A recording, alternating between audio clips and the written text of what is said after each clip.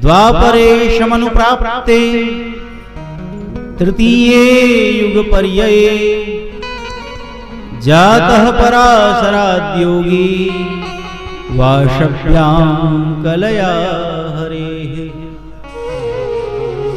भगवान के कलावतार जो श्री व्यास जी महाराज हैं, उन व्यास जी महाराज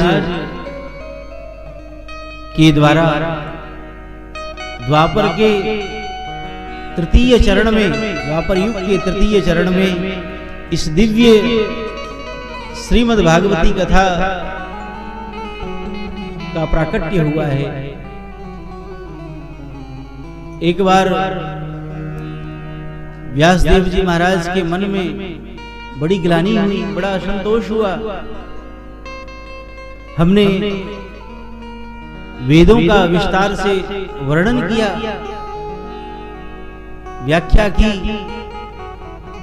हमने 17 पुराणों की रचना की, 6 शास्त्रों की रचना की, लेकिन मन में शांति नहीं मिल रही है।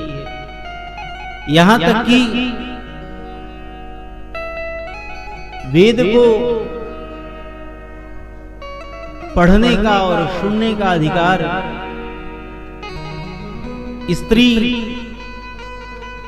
शूद्र और ब्राह्मणेतर किसी वर्ण को नहीं है।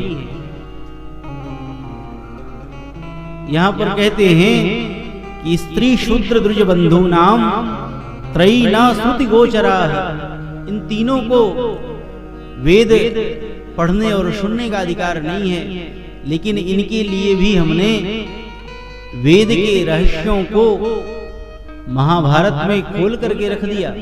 दिव्य महाभारत की रचना की, जिसको पंचम वेद भी कहते हैं। लेकिन फिर भी अंतःकरण में शांति नहीं है, क्या करें। उसी समय यह चिंतन कर रहे थे व्यास जी, उसी समय श्री नारद जी महाराज वहां प्रकट हुए हैं। नारद जी के चरणों में व्यासदेव जी ने प्रणाम किया, अपनी व्यथा बतलाई है। नारद जी ने कहा कि हे व्यासदेव जी, आपने बड़े बड़े पुराणों की रचना की, शास्त्रों की रचना की, लेकिन आपने भगवान के भक्तों के चरित्र की रचना नहीं की। भगवान के आपने दिव्य चरित्र का, भगवत भक्तों के चरित्र का गान नहीं किया। जब तक यह नहीं करेंगे तब तक आपके अंतःकरण को शांति नहीं मिलेगी। और नारद जी महाराज ने यहाँ पर अपने पूर्व जन्म का चरित्र सुनाया है। नारद जी कहते हैं कि हे व्यासदेव जी, पूर्व जन्म में मैं दासी पुत्र था, दासी का पुत्र था। हमारे बाल्यकाल में ही मैं बहुत छोटा था, उसी समय हमारे पिता का देहांत हो गया, माता विधवा हो गई। ब्राह्मणों के यहाँ सेवा करती थी, उसी से हमारा भरण पोषण होता था। एक बार ब्राह्मण देवता के यहाँ कुछ ऋषि मुनि आए चातुर्मास करने के लिए, तो मैं बालक था। उन ऋषियों मुनियों की सेवा में लगा रहता, तुलसी उतार करके लाता, फूल उतार करके लाता, सेवा के लिए देता। ऋषि मुनि बड़े प्रसन्न थे, नित्य भगवान का चरणोदक देते, प्रसाद देते।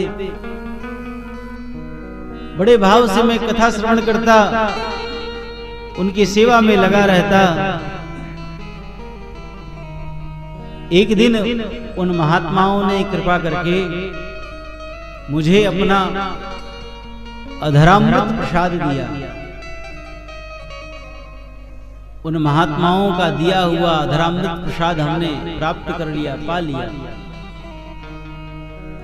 और उस दिव्य प्रसाद, संतों का उच्छिष्ट प्रसाद पाने के कारण हमारा अंतःकरण एकदम निर्मल हो गया, पवित्र हो गया। संसार से हमें तीव्र वैराग्य हो गया। पूज्य मलुक पीठ वाले महाराज जी अपने जीवन का संस्मरण सुनाते हैं कि एक बार जो पहाड़ी बाबा थे, पहाड़ी बाबा की सेवा में मलुक पीठ वाले महाराज जी रहते थे। तो एक बार सेब पा रहे थे, कुटिया में सेब पा रहे थे तो उसका छिलका जो है छुड़ा छुड़ा करके एक पात्र में रख देते थे, और सेब को पाने के बाद उस छिलके को मलुक पीठ वाले महाराज जी को दिया कि ले जाइए, इसको कुटिया से बाहर फेंक दीजिए। मलुक पीठ वाले महाराज जी उस प्रसाद को लेकर के आए और रास्ते में सोचने लगे कि गुरु जी का यह प्रसाद है, इसको प्रसाद को ग्रहण कर लेना चाहिए, बड़ी महिमा है इसकी प्रसाद की। और उस प्रसाद को पा लिया। हाथ धो करके पुनः जब गए, महाराज जी ने पूछा कि प्रसाद फेंक दिया? इन्होंने कहा हाँ फेंक दिया। डांटने लगे, झूठ बोलता है, उसको तुमने ग्रहण कर लिया और कहता है फेंक दिया। वो तो पहुंचे हुए महात्मा थे, शिखर के संत थे। मलुक पीठ वाले महाराज से कहा पहाड़ी बाबा ने कि तुमने हमारे उच्छिष्ट प्रसाद को ग्रहण कर लिया, अब तुम संसार के लायक नहीं रहोगे।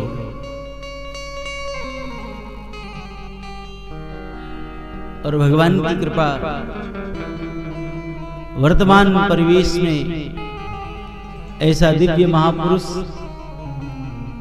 जिनके केवल संकल्प मात्र से आज भारत भूमि में लाखों गायें पल रही हैं, ऐसी दिव्य ऐसी विशाल गौ सेवा का प्रकल्प जो श्री महाराज जी लेकर के चल रहे हैं, विलक्षण है, बड़ा वैराग्यपूर्ण जीवन है, त्यागपूर्ण जीवन है।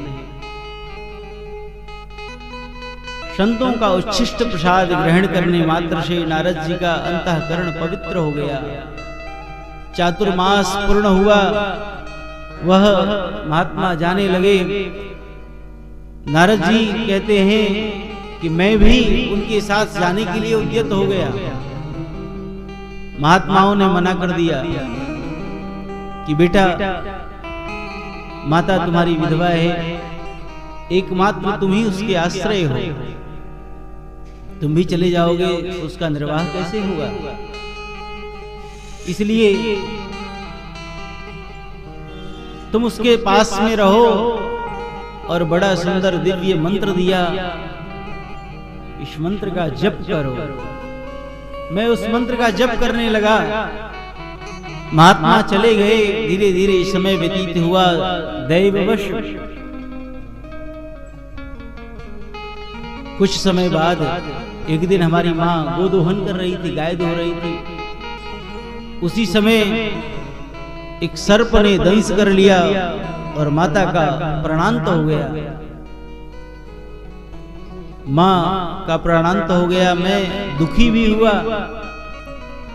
लेकिन संतों की कृपा से मुझे ऐसा भी लगा एक यही संसार में बंधन था और भगवान ने इस बंधन से मुझे मुक्त कर दिया। इसकी प्रसन्नता भी हुई। माँ के संस्कार करके मैं सीधे वन में गया और भगवान के उस दिव्य मंत्र का जप करने लगा। जप करते करते ऐसा तन्मय हो गया कि एक क्षण के लिए भगवान के दिव्य स्वरूप का संस्मरण मुझे हो गया, स्मृति हो गई। भगवान के दिव्य स्वरूप का दर्शन हो गया मुझे, लेकिन एक ही क्षण में वह दर्शन लुप्त हो गया, गायब हो गया। मैं इधर उधर कातर होकर के भटकने लगा। उसी समय आकाशवाणी हुई कि पुत्र, इस जन्म में इतना ही सुख तुमको मिलना था, अब उसी स्वरूप का चिंतन करो, अगले जन्म में प्रत्यक्ष हमारा सानिध्य तुम्हें प्राप्त होगा। उन संतों की कृपा से, करुणा से देखो, दासी का पुत्र मैं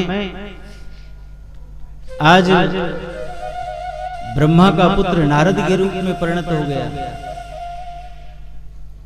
बड़ा सुंदर उपदेश।